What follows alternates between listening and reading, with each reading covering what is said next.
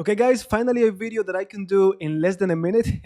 So let me show you quickly how you could set your chess.com board to any color you want. Now before we get started, this channel is dedicated to take you from beginner to intermediate to advanced to master level. So this is not the kind of videos that we make, but many of you asked, so I wanted to help you out. And mainly because I know the importance of doing this. For me, it is important because after so many hours streaming, I need a color that doesn't bother my eyes. Also, I wanted to go with the theme of the channel. So basically, what you want to do is you want to find any image, any background that you want to use from the internet. Like you could go to a website like this one. This is onsplash.com, and you could find free images for you to use, right? So let's say you want to use any of these images that I downloaded.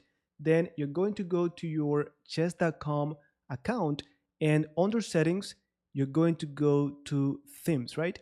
And then here you could choose the pieces, the board, the sounds, and then where it says background, you're going to go to where it says custom upload. And then you're going to upload the image that you want to use, right? So I'm going to use this one, for example.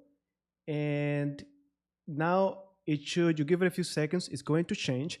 And then when I go to play, you could see that my board is still green. So the only thing that you need to do right now is go here to settings, and then where it says board, you're going to go to overlay, and it's going to take whatever background you set. You see? So now your board is going to be this orange. Of course, ideally you want a solid color like the one I have over here. I just chose a blue background or a blue wallpaper, and that's why mine is just blue like that.